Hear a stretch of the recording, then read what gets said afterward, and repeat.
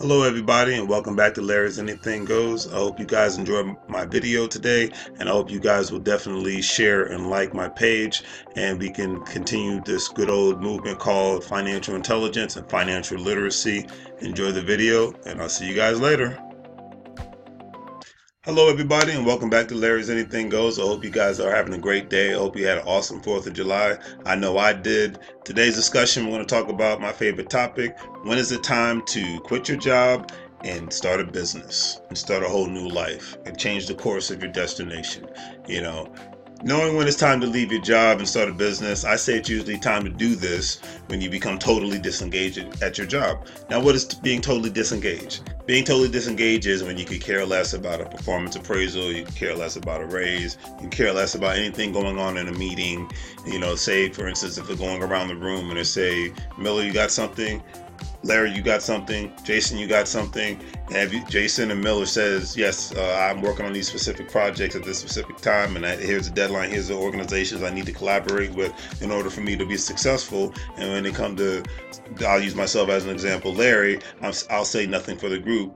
Miller and Jason knows that I'm working on something, but they're trying to figure out in the back of their mind why I'm not bragging on myself. And a lot of times when people become disengaged with their job, they could care less and they don't even want any credit for anything. They just want to do their 8 to 10 hours, get their paycheck, and go home and be left alone. That's what I call being disengaged, because you have people that, for example, they've gone to college for 4 to 6 years.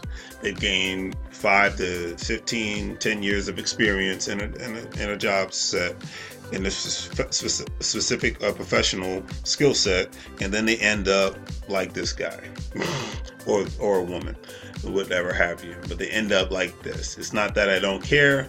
It's not that I'm lazy. It's just that I don't care. And that's what ends up happening with a lot of people, unfortunately, when they're in a career field, because they finally, one thing they find out and figure out, they're like, this isn't really for me. I'm not really feeling this work that I'm doing. I'm not feeling the atmosphere that I'm in, but they feel like they're stuck because they taken on a lot of things in their life, and I'll get into that later, to where they can't really make the kind of move. They can make moves, but not the kind of moves that they actually want, if you catch my drift. Because they feel like they're stuck financially, or sometimes stuck mentally, because in a sense, a lot of people have been sold the 1985 complex. The 1985 complex I speak of, and there's nothing wrong for that time period, but we're in 2018. But that complex consists of, I go to college, I get job experience, and I should live happily ever after, like an Alice in Wonderland Cinderella story. And we all know that life does not work like that in the real world. I wish it did, but it doesn't. So with that being said, in 2018, you could have all the education in the world, but it does not promise to give you a nice paying job unless you fall in a specific special category like welder, electrician, doctor, lawyer, nurse, those specific skill sets where those are always in demand and will always be in demand. And those you're in a sense, you're licensed for those specific professions, so you're guaranteed a job, but it might not be the same job, the kind of job that you want, and you might end up trying to open up your own business or practice, whatever the case may be, because you get tired of working under somebody else's dream and you actually want to work and follow your own dream. So you have to look at it like that, in a sense, because everybody's situation is different, and then you have another thing is, when your boss contacts you and wants you to go over your performance appraisal, and you have this look on your face that you see right now, that maybe I shouldn't have to deal with this anymore. I've been dealing with this for the last 5 or 10 years. I'm kind of tired of it. I actually enjoy what I do, but I just do not enjoy working under anybody. And good bosses and bad bosses, they come and go. But eventually, no matter who you work for, you're always going to end up getting a mix of a good or bad boss. And that when your boss is talking to you about your performance appraisal and annual review, and usually the conversation is hectic and you have this look on your face, especially when you're driving into work in the morning and you're dealing with the morning commute, because your average commutes nowadays is between no less than 45 minutes and mostly up to an hour and a half to 2 hours. You have this look of despair on your face. You go in the office and you see the two bosses that you're dealing with, as you can see a great example here, and they're asking you these questions of you having to sell yourself like you're in an interview again. You're saying to yourself, hey, I was on the interview for my job 5 years ago. Why am I having to go through this every 6 months to a year? This is ridiculous. And a lot of places are doing away with the performance appraisal and annual review because they feel like it's out of touch with society, but when you get to the point where you don't care about your performance appraisal annual review, then it might be time to do something different, because no matter how hard you work, no matter how many hours you put in, the outcome is usually going to be the same. And if you end up getting a raise, it's really not going to be, there's not even going to be a big of a chance that it's barely going to meet inflation, because most raises usually don't. And with it not beating inflation, then you're in a sense, you're just stuck at square one at the end of the day. And you don't feel like you're really rising and getting anywhere, as your expenses continuously go up, but your salary barely goes anywhere. And it just keeps you still and stagnated all at the same time, So you wake up in the morning, you're not looking forward to the day, and you're always looking forward to your next vacation. And I'm glad I mentioned vacation, because one of the greatest things about the vacation industry is that it's going to continuously boom, boom, and boom. I don't really think there's ever going to really be a boom and bust as long as Americans have access to credit cards. And I say this because the credit card industry, one, and the vacation industry too. I'm not saying I'm not a fan of them, because I utilize them myself. So this isn't anti-credit card or anti-vacation industry. This is just telling it like it is, how I look at it from my perspective. So I don't need any nonsense from any trolls. But the vacation industry is always going to be booming, because they know, at least within the United States, I can't speak for other countries, that Americans are constantly wanting to go on vacation. And it used to be just you go on the one family vacation once a year in the summertime, but they know a lot of Americans go on vacation between 3 to 5 times a year, because they're constantly trying to escape from their reality, because they hate the jobs, they hate the communities that they live in. They feel that some of the school systems that their kids are going to suck. The list goes on, and then they get sucked into the hole of good old financial debt. And then a lot of times, they're even willing, even sometimes they're even willing to take a day off without pay, because they don't want to go to their job. So they'll even take 2 days off out of the week, just because they don't want to. They have kind of a staycation for 4 days, because they don't even want to be bothered with the whole world, because that's how much they feel like their life sucks, in a sense, And a lot of times people say, well, if you're that miserable, why don't you do something about it? And I'm a great fan of that. I say, hey, why don't you do something about it? But a lot of people, they let this one great word get in their way, and that word is called responsibilities. And responsibilities sometimes can end up being a prison for some people. So it allows them to live in a free society and roam free, and not be in a jail cell, but they're in a cell in their mind because of their quote-unquote responsibilities. Some would even say having a certain amount of responsibilities is considered to be overrated, because a lot of times those responsibilities can get in the way of you chasing your dreams and your passions, and creating your new dreams and new passions. And responsibilities can be a mortgage. It could be you locked into a rent with the apartment complex. It could be a significant other. I won't say kids, because obviously you had them, so you love them, you take care of them. Simple as that. Don't want them, don't have them. Simple. But it's like certain times spouses, significant others can become a responsibility to you that holds you back, whether male or female, does not matter. We know that this can happen. Having an overpriced house, an overpriced car that is not doing much for you except getting you by, could become a responsibility. That's why I'm a big fan of the minimalist movement. We have a lot of people who are living in smaller places, and they're downsizing because they're like, hey, I don't need this big house, I don't need this fancy car. What is it really doing for me financially? What is it doing for me for my increasing the value of my life? Not much. So a lot of times you got to do what you can to try to cut out those responsibilities, because it's the old saying goes, and it's from one of my favorite songs back in the day from Tupac.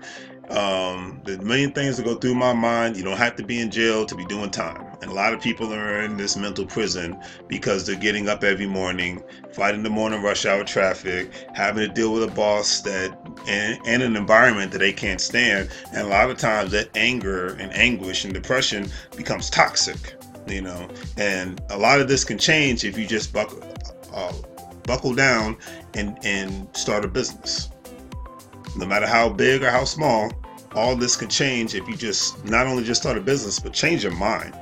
Get around people that think differently and do things differently, because that's what matters at the end of the day. Because you could have all the thoughts and ideas at the end of the day, but if you're around the same people who just have the same mindset of, I just need to get another job, then that's eventually what you're going to end up doing. It's just that barely surviving paycheck to paycheck mentality becomes very, very unappealing after a while, and it kind of goes, it's like I said, it goes back to the movie Office Space, which this presentation is based off of. What would you do if you had $1 million? And I think that's a reasonable question. But obviously this movie was made back in 1999, so in 2018 that's not really considered a lot of money. So let's go with, if you had 25 to 35 million or $50 million, what would you do? And now if you ask people that question, a lot of them, they don't even know, because they don't even think about it, because I guess even the thought of that, the fantasy of that, is somewhat depressing for people. But I think it's a great question, and I'm like, hey, what would you do? A lot of people would just, would you continue? You got to ask yourself, would you continue working? Would you get another job? Would you get with some people? Would you get with some people that are doing the kind of work that you're passionate about and work that matters? Because I know what I would do if I was in this specific situation. If I had between 25 to 30 million dollars, I would continue to work, but obviously I would do work that matters. That's one thing. I would purchase apartment buildings. I would put more time and energy into my YouTube channel and my websites. I would buy acres of land. Definitely would give portions of it to the people, friends and family that I love.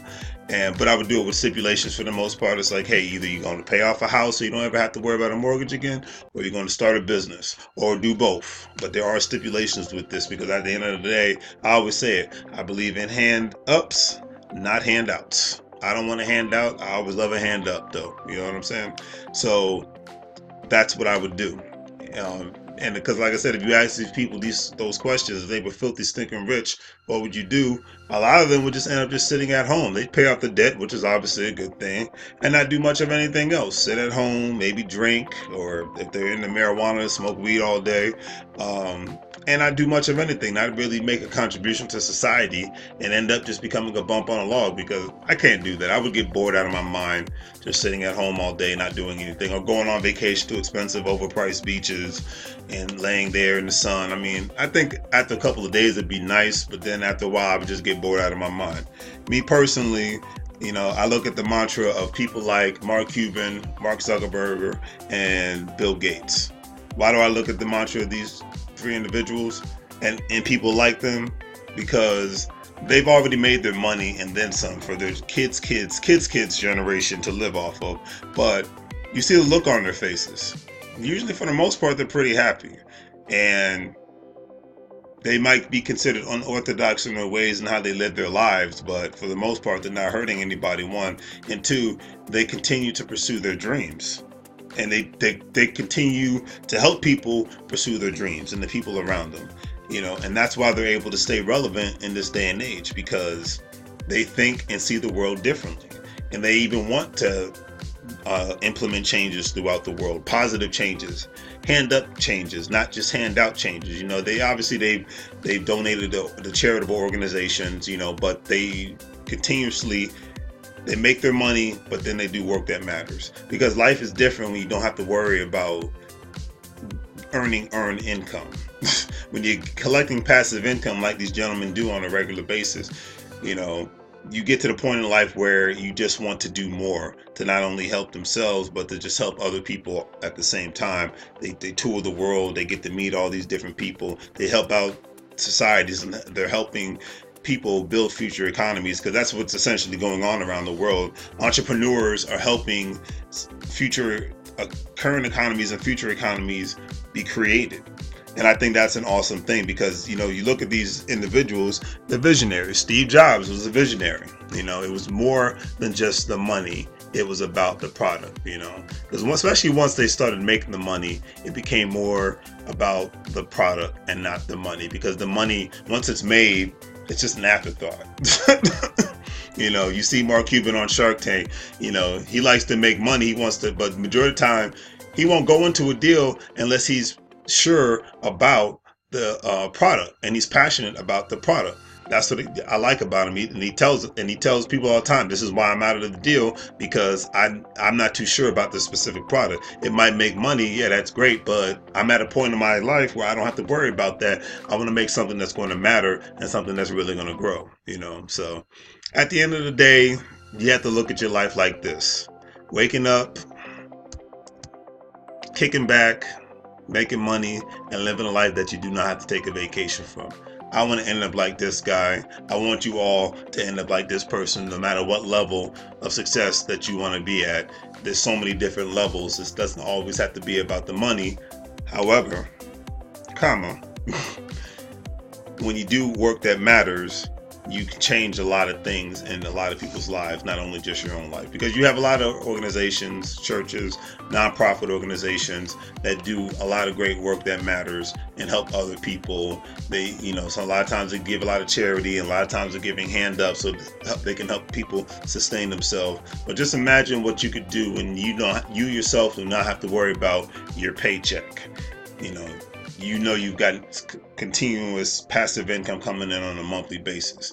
You don't have to worry about your paycheck. All you have to worry about is handling your business, helping other people create their own business, and helping other countries and cities and states change the course of history. I think that's just having that visionary mentality is an awesome thing, and that's why I mentioned those individuals earlier: Mark Cuban, Mark Zuckerberg, Bill Gates, Steve Jobs. The list goes on and on. When you're visionary about your craft and your passions, then there's nothing you can't do. And I'll end this video off with a nice couple of great positive quotes. I love this one: "It's much easier to find a dream job than it is to start a successful business." And I have to agree with that. Because starting a successful business, it's a 7-day, 24-hour, it's 24 hours a day, 7 days a week kind of a thing. And when you're passionate about it, though, it doesn't really seem like work. That's why it's easier to find that dream job than it is to start a successful company. And this one I really love: "You've got one life, live it. Follow your dreams. Quit your job, drop out of school. Tell your boyfriend or girlfriend that they're lousy. Walk out the door. This is your time. This is your life. You know what? Dream as big as you want to. It's the cheapest thing you'll ever do." Could not agree with that more, because it is one of the cheapest things you'll ever do. Life is too short to let somebody dictate how your outcome is going to be. And I say, you are the CEO of your own life, your own corporation, because that's what your life is. And you have to make the right moves and choices and continuously make executive decisions when it comes to your life, whether you're with somebody or not with somebody. So that's all I have for now. Don't be that guy in Office Space or woman, whichever have you. Live a life of passion, and you never work a day in your life. Thank you all for listening. And if you like the video, please give it a thumbs up. Please subscribe. And please share the video with all your friends and family. Hope you guys have a great day. And I'll definitely see you all next time.